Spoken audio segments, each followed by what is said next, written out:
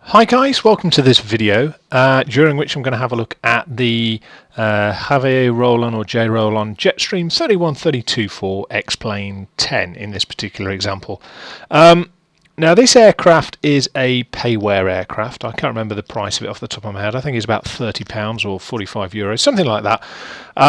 So it's not top of the league, but it's also not insignificant in terms of its cost, and that's significant because of a few things. And I would describe this plane from the outset as a bit of a flawed gem. There's a few things which they're fine if you accept them for what they are and you work around them, but and you will have an incredibly enjoyable plane then. But the initial few times you use it, it may be a little bit frustrating. So without further ado, let's have a look at the aircraft. Now I used to fly around in a very similar thing to this. It was the Jetstream T2 used by the Royal Navy. And in terms of the dimensions, the size of things, the appearance, this thing's very, very good looking. It's a very nice looking plane. This is one of the default textures, the Jetstream sort of 32 default texture that's as part of the pack. There's about 6, maybe 7 textures, something like that. And yeah, it's very nicely modelled. I have to say, it's sufficient that I think for the money you're going to be really happy. It's got all the features you would want, really. It's very nicely shaped. It's got lovely reflections in terms of the light coming off the airframe itself. If you move into certain positions, you can see that you get the light reflections on the windows, and they're all at different angles, so as you move around you get different light on different windows, which is a very nice effect. You can see lots of things are proud of the surface, like the GPS aerials up here, the windscreen wipers and all that kind of thing. It's got the clear markings of the rivet lines, it's got the de-ice boots all over the aircraft, and it looks very nice. The only thing I would say is when you zoom right in to see the textures, you can see a lovely 3D piece of modelling here with the prop, and actually you can even see the curve of the prop itself. Look, there's your vortex generators just to help retain good airflow over the wing route here, and then you get this sort of area here where I appreciate its bitmap textures, but it just doesn't cut it for me. You know, when you've gone to this level of depth here, I think this bitmap maybe could have done with a little bit more, because the lines clearly aren't recessed, but yet the 3D objects are fantastic around it, which is a bit bizarre for me. Maybe, I don't know, maybe I'm being a bit too picky. As I say, the glazing is fantastic. There are areas in the bitmap where it tries to make the aircraft look used and aged, so to speak. So you've got this sort of flaking paint effect here. And, you know, I have to be honest, it's a very nice looking model. It's got areas like here on the nose where it's been patched and it looks like the wear and tear. And you've got the various pitot vents and tubes around the nose. And I have to be honest, it's a very good model. I think for the money you're paying, you know, this puts it just short of PMDG in terms of exterior modelling. It's just, as I say, the bitmap images for me aren't the best, but I don't know, maybe I'm being too picky. But then you look down here and you see the 3D modelling with the undercarriage, the oleos and the torque links here, and you see the 3 or 4 brake lines coming down here, which are individually identifiable. And then you get things like you've got the propeller makers badges on it. It's nice. It's nice. There's no two ways about it. I think from an exterior modelling viewpoint, the 3D modelling on the outside is great. It's got the grooves in the tyres. It's got everything you would want. It's got this appearance of a recessed landing light here, whereas you come around the front, you get the full look of it. As you come around the side, you can see it recessed into the wing surface, and it is very nice. There's a couple of things about the exterior modelling and about the modelling in general I'm going to go through. The reason why it's not running at the moment is the sound balancing. For whatever reason, it comes up as very loud when I'm talking. So I'm going to start the engines in a second. It won't be a textbook start. It'll just be to get this thing up and running. We're at Innsbruck, by the way, just so you can have a look at the scenery if you wish at a later date. I often get asked in terms of videos, where am I? So I thought I'd declare it nice and early. Innsbruck with its lovely X-Plane 10 747. You can change the aircraft, the AI aircraft. I just can't be bothered. You know, it's a bit lazy of me, but In reality, although the immersion factor is not great in that respect, I don't know how many 747s fly into Innsbruck. I guess probably not many. You can change it, but I half the time I can't be bothered. At the end of the day, it's this plane here I really want to fly. So yeah, let's have a look inside, and I'll discuss a few of the bits inside that sort of make it interesting and quirky. Okay, so as we jump inside, the first thing that may be apparent, I've got the batteries on, but nothing else. You can probably hear there's an air conditioning noise in the background, which is nice. Okay, let's talk through some of the bits in the cockpit. It's steam gauge. It's not got EFIS or electronic HSI or anything like that. Steam gauge aircraft, which is consistent with the era that this thing was built in. Likewise, the gauges and the dials all have this 3D glazing effect, and you can see the reflections on them. And as you move around the cockpit, it does change. You can see that it's clear here and it's slightly cloudy here because of the angle we're looking at it. And everything has a 3D line to it. So what I'm going to do is I'm going to get us started, and then we'll discuss a couple of bits about it.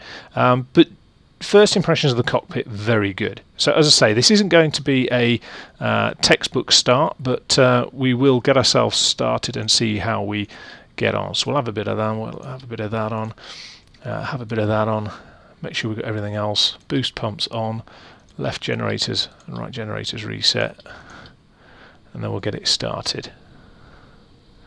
Whilst it's starting, we will stick the beacons on to tell everybody we're starting the engines. RPM's coming up, EGT's up. You got a bit of torque showing already. Once it gets to about 60%, the starter cutout happens. You can see up here the enunciators are consistent with what we'd expect. Reset the bus type. Starter's cut out. So let's stick the left generator on, get us some power going. Got enough power to start. Main buzz. 1, 2, 3. Need to put that on, and start that one. As I say, I'm not going for a particularly accurate process here. I just want to get this thing off the ground and show you guys the cockpit. I'll show you something outside in a moment, and you'll have to bear with me. As I say, my sound balance isn't great. For some reason, when I set up the soundboard for this thing, it kind of doesn't give priority to the microphone, so it can be a bit of a pain when I do the outside stuff with things like X-Planes turboprops, just to get the sound balance right. So starter warning's gone out, right generator's going on, all the computers are on, all that's on.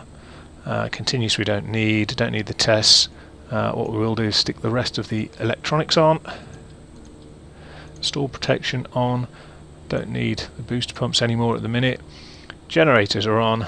Let's stick more lights on. Don't need the observation. We'll stick both the landing lights on. Seatbelt smoking. Emergency lights are on. And all of that's done. Now, here's one of the oddities. You can see here that we've got the beta test light, the beta lights on here, which indicates you've got a certain amount of reverse thrust on. The beta angles on the blades means they're behind the normal flight idle angle, which is consistent with where the lever is. It's not a problem because that's ground idle at the moment. We've got the RPM leaders set to taxi. What we're going to do now is just going to jump outside, and I'll show you what I'm the first thing, if you like, that caused a bit of a hiccup for me. So you'll have to bear with the noise. I don't know if you can hear that I'm having to speak up a little bit now. Okay, the thing that was a bit of an issue, let's see if I can talk over this. If you see, the props are turning in different directions. Now, when you get the aircraft out of the box or straight from the download, they're turning in the same direction, and I think they're both turning, I can't remember now because I've changed them, but they're both turning clockwise from the front. And you know, that's fine if you like that kind of thing, but the problem is what then happens is these things are turning clockwise. Now imagine cutting the aircraft in half, and this is what we've got. If you've got this thing turning, let's go on the right because that's the one that left, sorry, that's the one I haven't changed. If you've got this thing turning clockwise, there's a thing called the torque reaction which tries to turn the wing and in effect the engine and what's attached to it the opposite direction.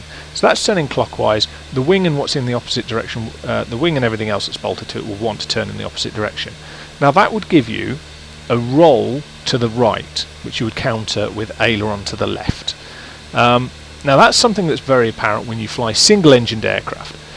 When you fly multi-engine aircraft, it's not so apparent, because in effect this would be trying to turn the wing. You've got the same thing over here, trying to turn the wing, but because it's a great big plank, not a lot happens really.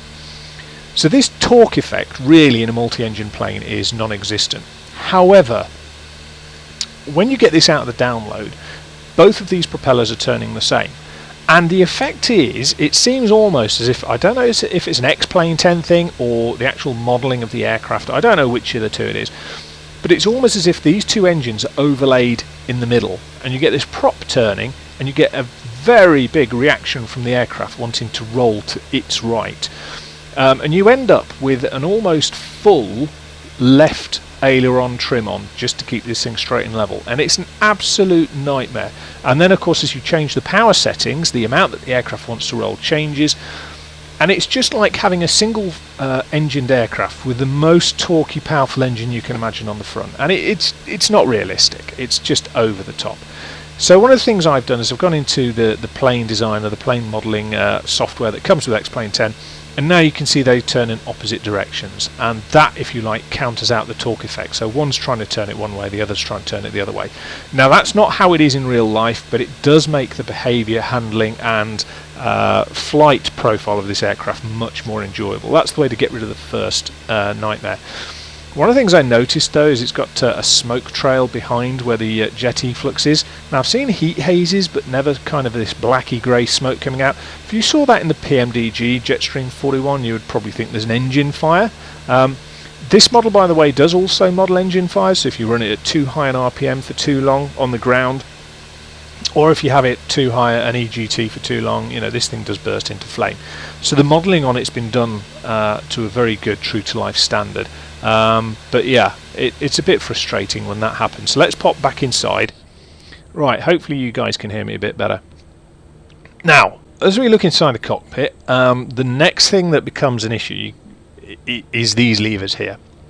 Now in the real aircraft, you can see there's a position flight idle and ground idle, and these little lines from the photographs I've seen, one of which was an Air Accident Investigation Board inquiry, but there's normally a little line on the middle of this this lever which lines up with this sort of top section. So in flight idle, the engine levers would be about there, ground idle, they're about there. I don't know if you heard the engine note change there, but that's part of the issue. Now, you do have reverse. You can't move your throttles back into reverse. You have to press a button to allow you to move them back into reverse, a la X-Plane 10's normal button controls. If you use a throttle, you can't move them any further back. However, what happens is between flight idle and ground idle, if you retard the levers, the propellers actually go into this beta range. And beta range, if you like, is almost an idle reverse is the best way to describe it. So the propeller blades are turned sufficiently that they're generating a negative reverse almost. It's not quite that, but that's, if you imagine, that's what it's like.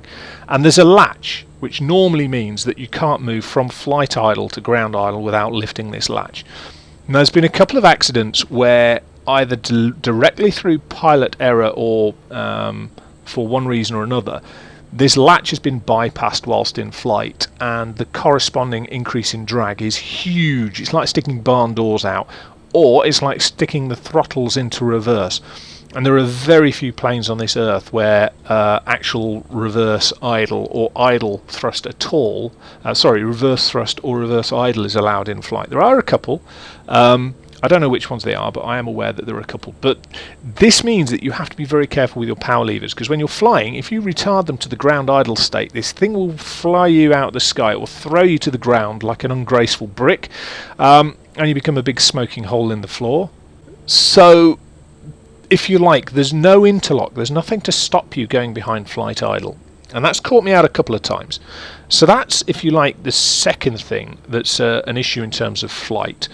So you've got the control locks in terms of the throttles. You've also got these counter-rotating props to sort out. And then you get to the next thing, which can be a real tricky thing, and it takes a little while to work this out. I'm moving my stick, yoke, whatever you want to call it, and you can see the controls in the aircraft are not moving. And if you trundle down the runway, thinking that's, oh, we've got deer in Innsbruck runway, never mind, eh? And they'll get mown up by the propellers soon if they're not careful. Just like the real aircraft, if the control locks are in, this won't move. And the control lock lever is down here. And you have to undo it. So that's another thing that if you're not aware of it, there is a manual with this. And it's a PDF that's downloaded as part of the package. And it's quite informative, but it's only about 60 pages long, something like that. It's not a particularly long manual, but the detail that's in there does need reading, because this is a complex aircraft. A lot of complexity in modern jets is based around a little box down here called the FMS, and pretty much everything else can be managed fairly simply or through the little box, the FMS down here. This doesn't have an FMS, so correspondingly a lot of the management of this aircraft is through the pilot, and that's one of the things I like. I like to be involved in the flying of the aircraft. So you've got nice, and then you've got really nice little things like this. If you click on where the chart holder is, you get the option to put chocks in. You get the option to put the ground power unit in. You get the option to add a friend should you want to fly with a friend. Hello. So it's all there. You know, these things do help you, and you get the option to get rid of the yokes, of course, because they do block up a number of the instruments. Let's just turn the ice protection on. Shouldn't need it up here, but there we go. Now, this is an old school cockpit, so the layout of things isn't necessarily as organised as you would get in modern day. So let's just turn the power on for the DME, and this is what I'm talking about. You've got nav aids here, nav aid controls here, you've got nav aid controls here, which is your autopilot selector. You've got nav aid controls here, which is your actual what you want your autopilot to do. So you can turn your flight directors and your autopilot on and off here. You can turn the modes, if you like, on and off here. Your navigation equipment is here. And this is one of my little bugbears. This isn't the only sim that does it, but if you look, I can click once with each of the nav and com radios to turn them on. If I click on this, which is the ADFs, it doesn't do anything. This is click and drag, which is ironic, because when you look at it, or which is odd, sorry, when you look at it, actually the dial doesn't look any different. There's a lot of aircraft out there. It's not unique to X-Plane 10. There's FSX as well, has aircraft where similar looking controls need to be operated using different button click combinations, and it can be quite frustrating. It does have a weather radar out to about 40 miles, which is quite useful. It does have a radalt, which you can program with height. So there's lots of things in this that are really nice touches. So we'll just get some heat in the cabin and cockpit. And as I say, there's some beautiful touches in this aircraft. There's just the occasional little frustration. Now, going back to the nav aids, organisation of the nav aids, because it isn't all electronic and you aren't flying with an FMS, you can fly route flying with the GPS, but because it's not all automatic with the FMS, what you end up with is the need to actually be part of the organisation of the nav aids, because they don't necessarily automatically, the HSI doesn't automatically feed from one to the next. And you can see we've got a couple of flags up here telling us that we haven't got any course or direction information there. So yeah, it's 111.1 is useful for us here. So let's go and dial these in. And I actually like the click and drag for this kind of thing. And then you've got the oddities. Like this switch swaps if you pull it up, but if you pull it down, it changes this to the last recorded frequency and leaves it there, and you can swap it over again. But yeah, very bizarre. 111.1, we'll stick it on both boxes. That, by the way, is the Oscar Echo Victor NDB beacon, which is on the runway. And then the ADF, you've got 420, which is Innsbruck, which is quite useful. So I know a lot of people don't like the click and drag, but I think if it's well implemented, it's quite good. So we should have an ADF reading. We haven't got an ADF reading, so we're obviously not high enough off the ground, or it's not set for the ADF. Let's have a look. It's not set for the ADF, so if we click that, no, we're not high enough off the ground. It should have ADF, but there we go. And this is now set approximately for runway 26. We're slightly off to the side of it, it would appear. 26 there with a heading bug. And as I say, this kind of thing is really good because yeah, you've got the scroll wheel with FSX, but if you want to change quickly by 180 degrees, this thing is way quicker, and I really do like that aspect of it.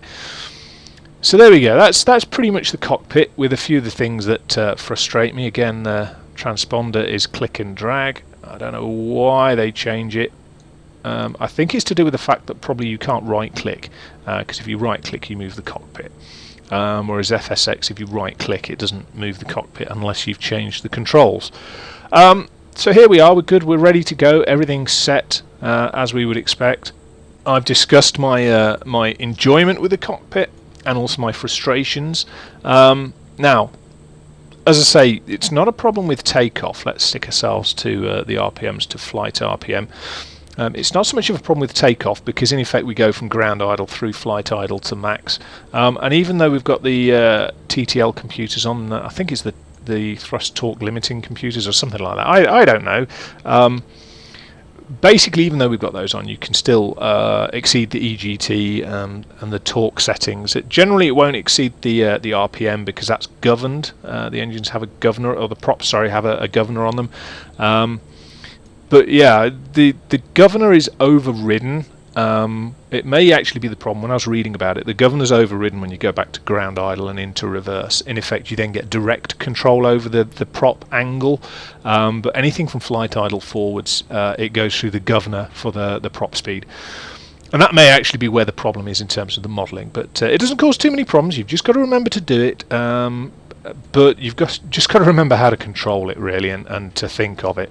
So we're going to get off the ground now and go and have a look at the handling characteristics. So got first stage flap. We'll increase it all the way up to about 100% torque.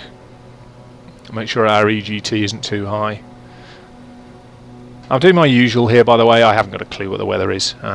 It's stuck me on runway 26, so I can only assume that 26 is good to go. So once we get to about 130, we're going to rotate and see how we get on. There we go. Now, if you hadn't changed the engines, what you would be getting now is this effect, where it just keeps constantly rolling to the right, and you sit there and go, oh my life, what is this thing doing? We've got a positive rate, so gear up. Make sure we don't exceed the gear limiting speed. Now, actually, in terms of flying, this thing is sweet. This thing is an absolute delight to fly. It's wonderfully stable. It makes an excellent instrument landing, ILS and instrument flying machine. It still needs a bit of trim in terms of the aileron, because even though there is a fix on it, it doesn't quite work as well as one would hope. However, the trim change required when you change flaps is quite significant. Now, it's so many years ago since I was in one of these, I don't know what the trim was like in terms of when you change flap position, or indeed how much significance it made to the attitude of the aircraft. It's not a particularly fast aircraft, and it doesn't fly particularly high. Most turboprops are limited by virtue of the fact that they use propellers, generally to somewhere in the region of about 25,000 feet, flight level 250. But generally speaking, this aircraft, I think you'd expect to get maybe 220, 230 before you really run out of steam.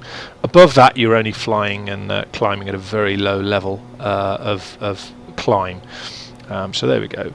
What you really want is to go into cloud in the mountains. That's the way to really have kittens about your flying.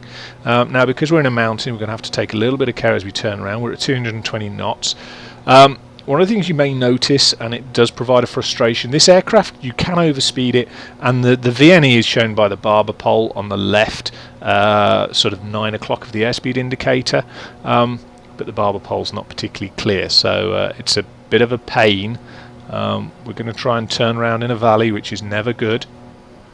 Got to be very careful when you do this. That's why we positioned ourselves over to the right hand side. We also don't want to climb into the cloud.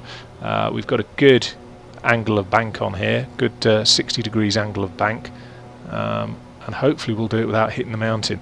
This is very poor airmanship here. You wouldn't try and turn an airline around in this sort of space, but we'll try and do it without hitting anything and see how we get on. Right, we just about made that by the skin of our teeth. It's the kind of thing you'd put on a video on YouTube and go, this is how not to fly.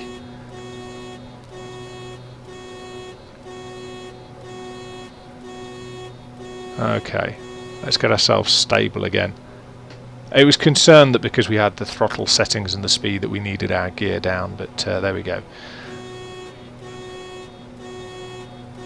It's still worried about us, but we'll leave that to sort itself out. Now, in terms of the handling of the aircraft, I've already expressed that it is a really lovely aircraft to fly. It's stable. This is hands-off. It's not doing anything untoward. If I want to trim it out to fly level, we'll just get it set up and trimmed, and you should see that it's pretty stable. You know, that's not taken a great deal of effort at all. We've got the airfield in front just to the right, 1 o'clock, so we're flying particularly unprofessionally here, 210 knots back towards an airfield without talking to anyone. So at this point, I suppose really the next thing to look at is the control harmony and the control dynamics. It is very, very stable as an aircraft, and the question mark there is it too stable? I don't know. This is a very low wind weather conditions I've got it set up in. But it's got very quick, sort of, if I really hammer the controls around, it's got a very quick roll rate. It's also got a very significant yaw rate if you start whacking the rudders around, look. However, what I would say with that is it's got very good stability. So let's make sure we're not going to crash into the ground. We are going down at 1,000 feet per minute.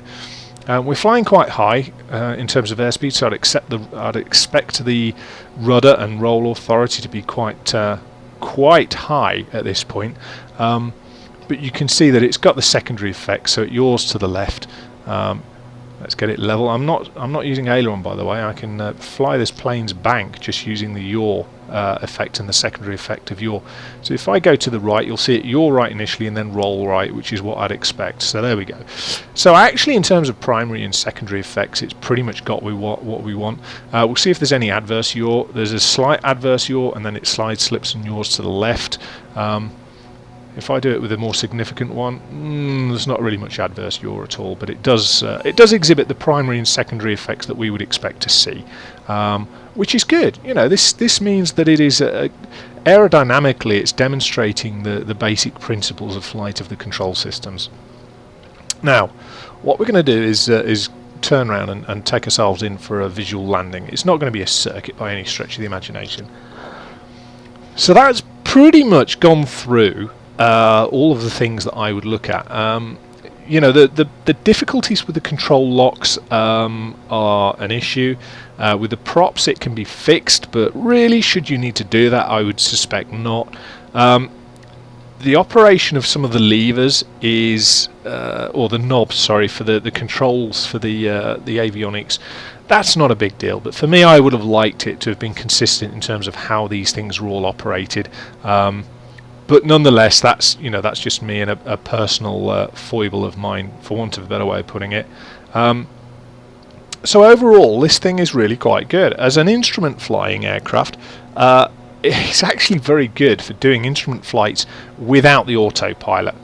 You know, it's very easy to have modern aircraft these days where you buy the aircraft for the sim, you plug it in, and actually once you've gone through 400 feet and you plug the autopilot in, you're not really interacting it, you know, because these things have got FMS, they've got VNAV, they've got LNAV, they've got all these things to make it dead easy.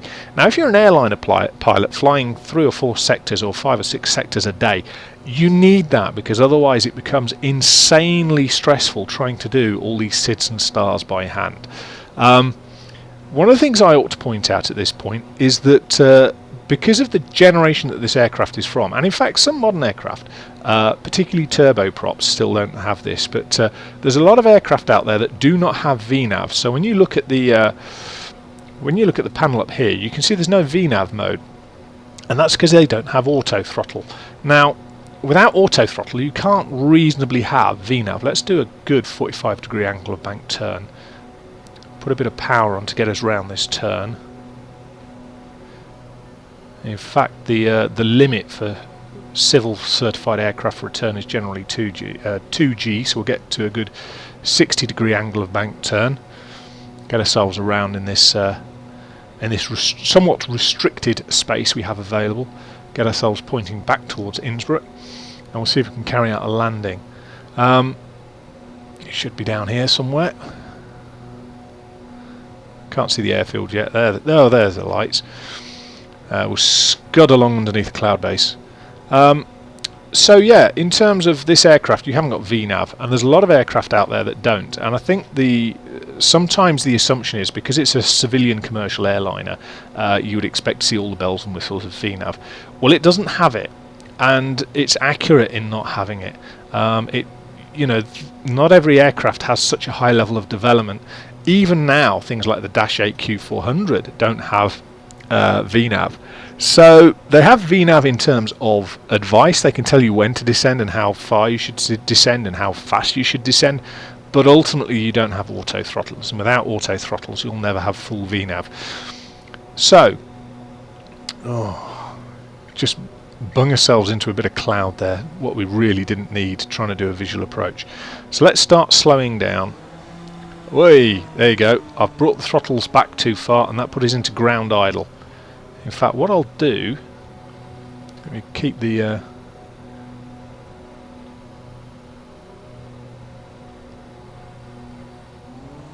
yeah, as soon as you get to ground idle, it puts the props into beta. It shouldn't do that. There should be a latch that stops it going too far. In fact, the latch is visually modelled. It's just not actually in the sim. But there we go. Right, let's get ourselves on track for doing a landing with this runway. Now, there's a bit of a wobble as we change our pitch attitude with the flaps. Okay, so you can see that there are things. We'll do an approach speed of about 130. It's a visual landing, so it's not going to be pretty. It's not designed to be pretty. It's designed to get us on the ground. You can see that if you disregard things like the ground idle issue, then you're going to get into trouble very quickly with this aircraft. We'll try and get ourselves back on centerline and at least make it look partially professional. I struggle with the idea of professional because my flying just isn't up to that standard at times. But yeah, we'll do 130 knots as an approach speed. Flaps fully out, gears down. Let's just check gears down. Yeah, 3 greens. And you know, hand flying this aircraft is really gorgeous. It's just got 2 or 3 problems, but they're biggies. Now, as I say, if you can work around that, this is a really nice aircraft to fly. Its handling is just beautiful, and I know I've harped on about that. I'm concerned about descending too fast. Not quite sure why we're getting that alarm. Maybe because of sync rate, but there we go. Glide slope. Well, I'm not really doing an ILS, so I'm not bothered about that. Oh, a bit of a bounce. We don't like that. Now, this is the problem: is I'm concerned about bringing the throttles back too far because I know it's going to put it into ground idle, which is basically a very simple form of beta range, and that. I don't know how easy it is to pull off really good landings with that, because you're obviously concerned that at slow speed over the airfield, over the threshold, if you whack these throttles back in an attempt to lose airspeed, you're going to put it into ground range, and that's a beta range, and that throws you out of the sky. And literally there's been a few times where the result over the ground can be really quite dramatic, and it can be a difficult thing to recover from. So yeah, I really enjoy this, but I would suggest if all you want to do is do a trip to Malaga in VNAV, don't buy it, because it requires a lot more involvement than that. And as I say, if you can see past the hiccups, then you'll really enjoy flying this thing. It's glorious to look at, it's glorious to fly, and it's glorious to interact with, because you have to interact with this aircraft, and you have to go through the process of learning what a lot of this stuff is. And I'm still learning. I don't think it's helped by the fact that the manual's not very long, but what I do say is that this is all the work of one individual, this aircraft. So in terms of being the work of one individual, I think you have to give credit to that one individual, Jrollon. But the flip side is that in giving all that credit, there's also a limitation to what he's been able to do with this, and that's understandable. But obviously this is a pay-wear aircraft, and it's not by any stretch of the imagination broken. But I think that if you paid that money and you weren't aware of the issues, you might get a little bit frustrated and a little bit upset. But you can work around them. And I've worked around them generally, and as a result of that, I found it to be an absolute delight to fly. Hopefully you guys found that useful and interesting. If you found it useful, please feel free to leave a comment, like or subscribe, and I shall speak to you soon. Do take care.